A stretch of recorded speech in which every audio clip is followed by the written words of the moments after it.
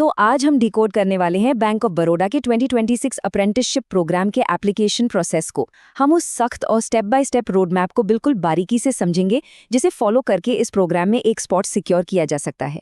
ये कोई आम या आसान प्रक्रिया नहीं है, इसलिए इसके हर एक डिटेल पर गौर करना बहुत जरूरी है। चलिए सीधे इसमें डाइव करते हैं। हम यहाँ एक बहुत ही बड़ी अपॉर्चुनिटी की बात कर रहे हैं, क्योंकि एलिजिबल ग्रेजुएट्स के लिए पूरे भारत में 5000 प्रोविजनल ट्रेनिंग सीट्स ऑफर की जा रही हैं।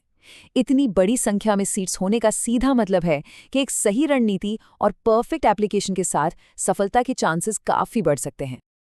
अब इस मल्टी लेयर्ड और थोड़े कॉम्प्लेक्स प्रोसेस को नेविगेट करने के लिए इस एक्सप्लेनर में हम एक सीक्वेंशियल चेकलिस्ट तैयार करेंगे। हम बेसिक एलिजिबिलिटी से शुरू करके रजिस्ट्रेशन, फॉर्म, पेमेंट और आखिर में फाइनल सिलेक्शन तक सब कुछ कवर करेंगे। लेकिन सबसे पहला सवाल, क्या कैंडिडेट्स इस प्रोसेस के गेटवे को क्रॉस कर भी सकते हैं? चलिए वो बेसिक रूल्स देखते हैं जो इस पूरी जर्नी का फाउंडेशन है। सबसे पहली और ज़रूरी शर्त यह है कि 1 मई 2026 तक एप्लीकेंट्स के पास एक ग्रेजुएशन डिग्री होनी ही चाहिए और उम्र वो 20 से 28 साल के बीच होनी चाहिए। हाँ, ये ज़रूर है कि SC, ST, OBC और PWBD कैटेगरीज के लिए सरकार द्वारा तय की गई स्टैंडर्ड आयु सीमा में छूट के नियम यहाँ भी बिल्कुल लागू होते हैं। लेकिन यहाँ एक बहुत ही सख्त डिसक्वालीफायर मौजूद है, जिसे ध्यान से समझना चाहिए। ऐसे लोग जिन्होंने पहले कभी भी कोई अप्रेंटिसशिप की है या जिनके पास ग्रेजुएशन के बाद 1 साल से ज़्यादा का जॉब एक्सपीरियंस है, तो वे इस प्रोग्राम के लिए पूरी तरह से इनएलिजिबल हैं। बैंक को बिल्कुल फ्रेश कैंडिडेट्स की तलाश है। इसके अलावा एक और टेक्निकल शर्त है जिसे इग्नोर नहीं किया जा सकता। जो कैंडिडेट्स विशेष रूप से नैट्स पोर्टल के माध्यम से रजिस्टर कर रहे हैं, उनके ग्रेजुएशन पास करने की तारीख 1 मई 2026 की कट ऑफ डेट से 4 साल से ज़्यादा पुरानी नहीं होनी चाहिए। अब आते हैं इसके सबसे कोर प्रोसीजरल पार्ट पर, यानी वो 2 स्टेप लॉक जो कैंडिडेट्स को सीधे बैंक में अप्लाई करने से रोकता है।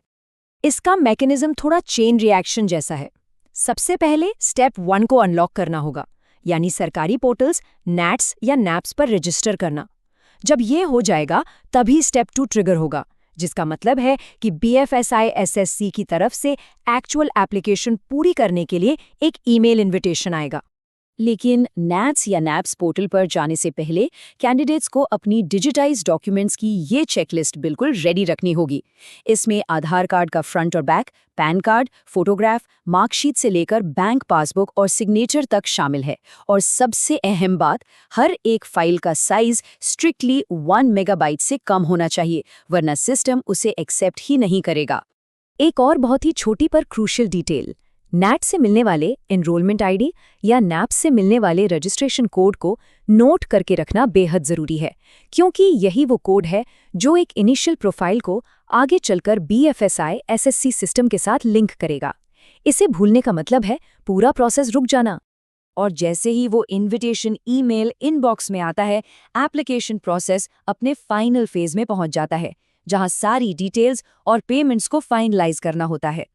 ऑनलाइन एप्लीकेशन फॉर्म के साथ एक non refundable tier fee structure जुड़ा होता है, जिसे केवल BFSI SSC को ही पे करना है।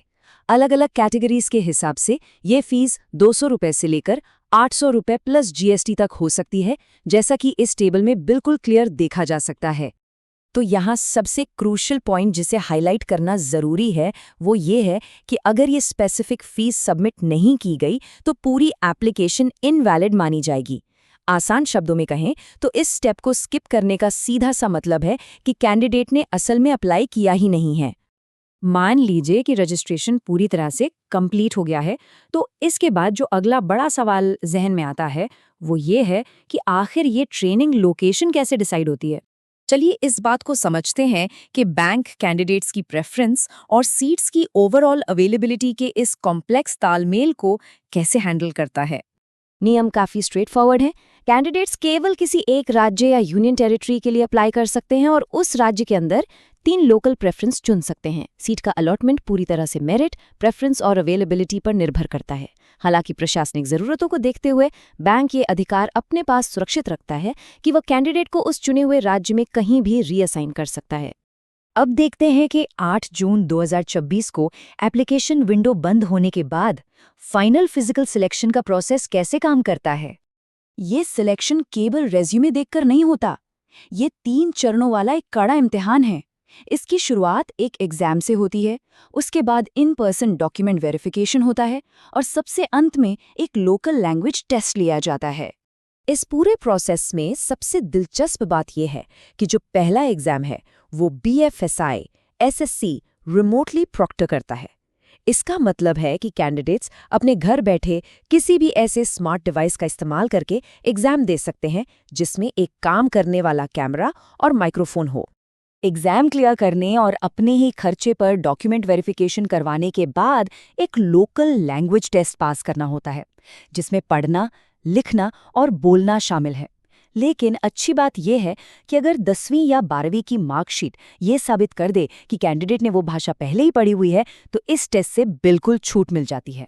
इस पूरी मल्टी स्टेप जर्नी के दौरान एक बात जो सबसे ज्यादा मायने रखती है वो है 100% एक्यूरेसी। अगर किसी भी मोड़ पर कोई गलत जानकारी या मिसरिप्रेजेंटेशन सामने आता है तो बैंक बिना किसी नोटिस के एंगेजमेंट को तुरंत टर्मिनेट कर सकता है।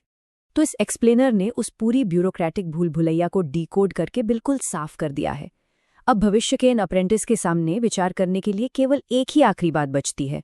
8 जून की डेडलाइन तेजी से पास आ रही है, तो क्या नैप्स या नैट्स पोर्टल पर वो पहला और सबसे जरूरी कदम उठाने का वक्त आ गया है?